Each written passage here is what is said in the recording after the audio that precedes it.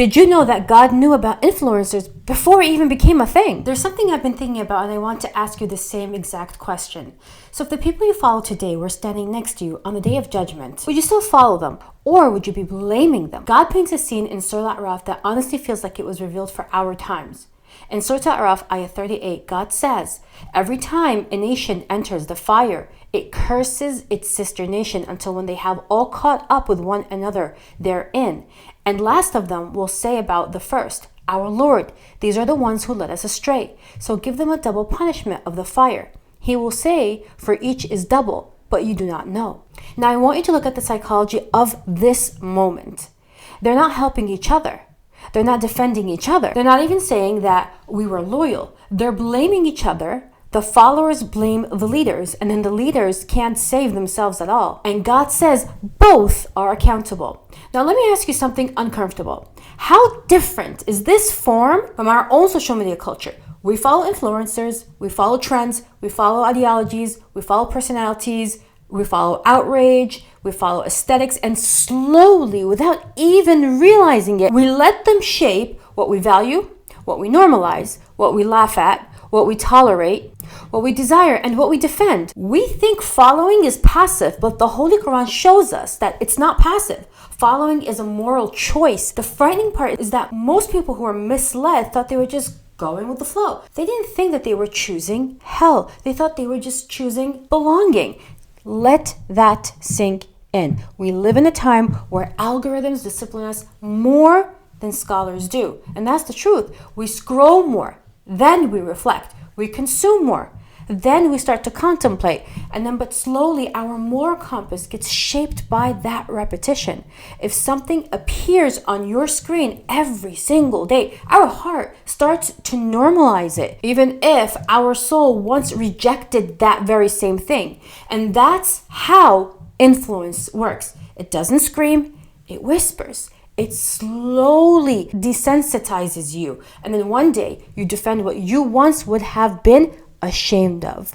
That's why this ayah is so powerful. Because on the day of judgment, the excuse of, I was just following, that will not save anyone. God says, for each is double. That means that the leader is responsible for misguiding, but the follower is responsible for surrendering their mind. Islam does not permit blind following in matters of truth.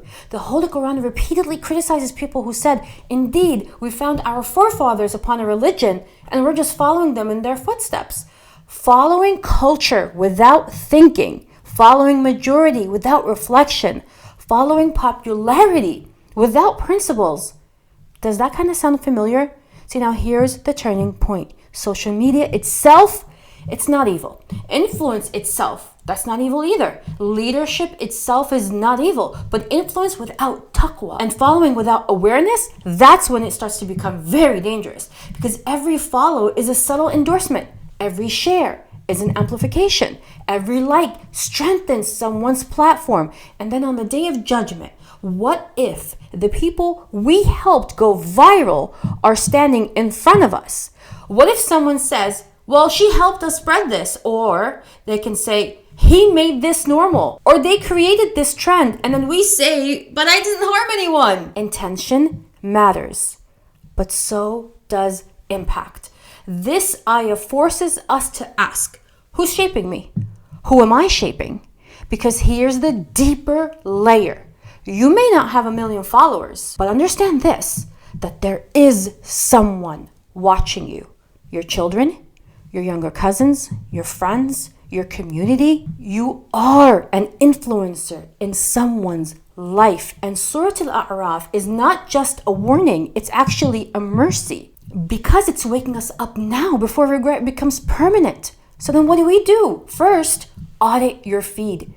Ask yourself, does this account increase my awareness of God? Does it soften my heart? Does it make sin look small or serious? Does it normalize modesty or mock it?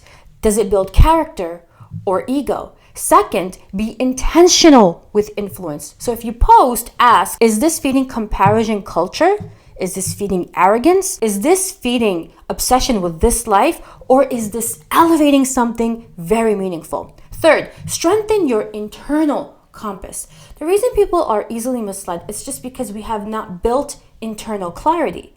And then the holy month of Ramadan teaches us that fasting teaches restraint. Restraint builds awareness, and then awareness builds discernment. Discernment protects you from blind following. The more connected you are to the Holy Quran, the less desperate you are for digital validation. The more rooted you are in spirituality, the less easily you are swayed emotionally. And here is the hopeful part. The same way influence can misguide, it also can guide. Imagine entering the Day of Judgment, and instead of people blaming you, someone says, Ya Allah, she helped me come closer to you. Or, Ya Allah, he reminded me to pray. Or, Ya Allah, they helped me rethink my path. That is amazing. Who would not want that? That's the influence that's worth chasing. So before you hit follow next time, before you repost something, before you defend, before you trend, ask yourself, just take a moment. If I meet this decision in the hereafter, will I feel proud?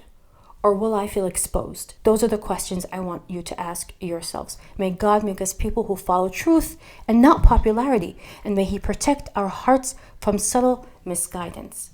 Thank you for listening.